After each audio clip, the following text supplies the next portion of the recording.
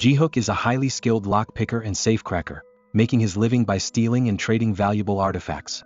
His success rate is unmatched, over 100 heists without ever being caught or even falling under suspicion. The story opens with one of his daring missions, infiltrating a top-security office complex to retrieve a high-priced artifact. Though the safe's mechanism is advanced and challenging, Ji-hook bypasses it in under 60 seconds and secures the prize. He manages to outsmart the building's security, but after escaping he accidentally damages the artifact. All his effort seems wasted, until he decides to craft a flawless replica. Ji-hook then attempts to sell the counterfeit to a well-known dealer in ancient relics. The dealer instantly recognizes it as a forgery and refuses. But Ji-hook slyly asks if the man has ever dealt in fakes himself. Knowing Ji-hook could easily expose him, the dealer has no choice but to buy the item. Ji-hook's closest ally is Gwyn, his longtime friend and partner in crime, a mechanic with a talent for creating explosives from basic materials. Following their last operation, Ji-hook shifts his focus to printing counterfeit currency. He devises a special formula that produces indistinguishable bills, but there's a flaw: the ink fades when in contact with alcohol. With the plan scrapped, they set their sights on a new target, a jewelry store housing $3 million worth of diamonds. The building is under constant surveillance and guarded tightly, so they need an expert hacker. That's where Zhang Bei comes in. Zhang Bei is known for his top-tier hacking skills but also has a shady reputation for betraying previous partners for cash. Despite the rumors, Ji-hook and Gwyn take the risk and bring him into the fold. Meanwhile, Ji-hook befriends Eun-ha, an art connoisseur. During a curated outing, he compliments her necklace, a keepsake from her deceased father.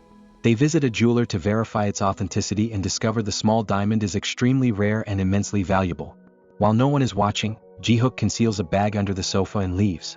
They visit another jewelry shop to confirm the diamond's worth, getting the same reaction. Coincidentally, this shop is also their planned heist location. Ji-hook discreetly notes the CCTV placements, number of guards, and layout. He calculates they'll need to complete the mission within a 10-minute window.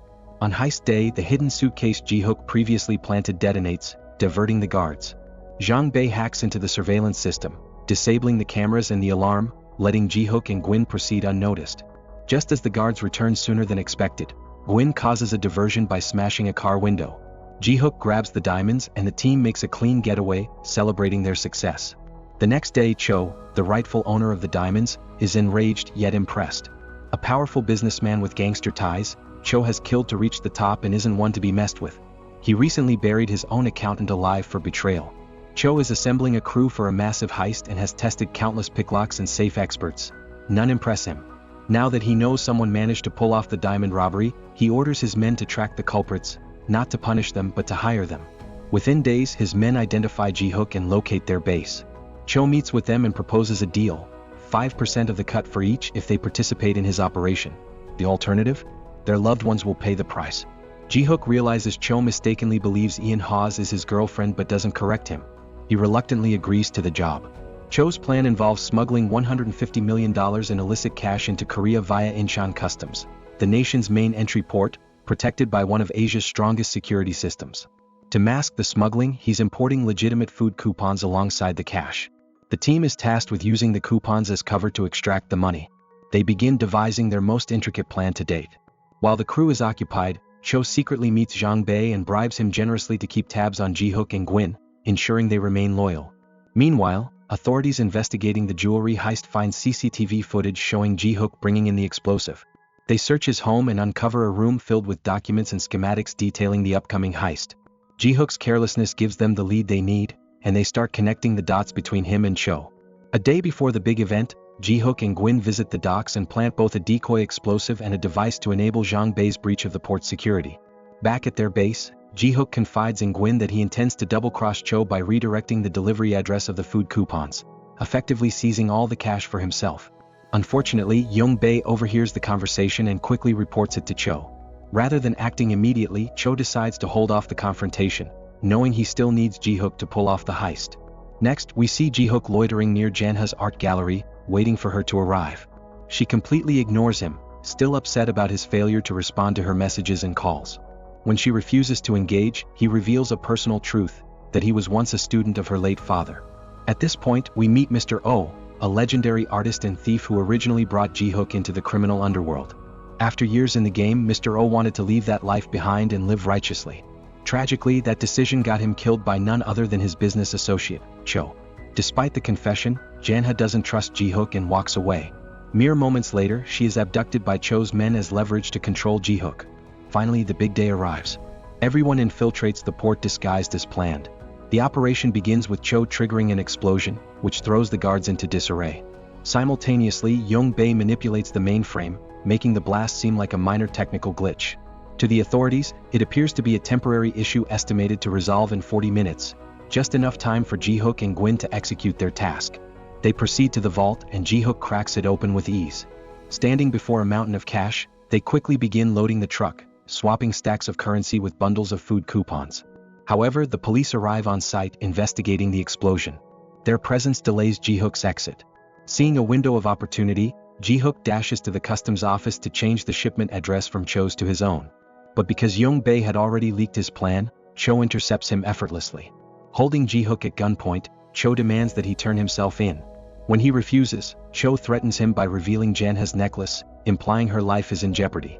Forced to protect her, Ji-hook walks out in front of an armed SWAT unit and surrenders.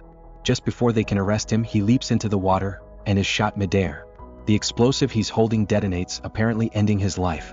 Gwyn is heartbroken upon hearing the news. In contrast, Yong-bae is thrilled. This means they can keep Ji-hook's share. Tension explodes into violence as he and Gwyn clash, and Yong-bae stabs Gwyn, leaving him for dead. Later, Cho receives the shipping container, only to find it stuffed with food coupons instead of cash.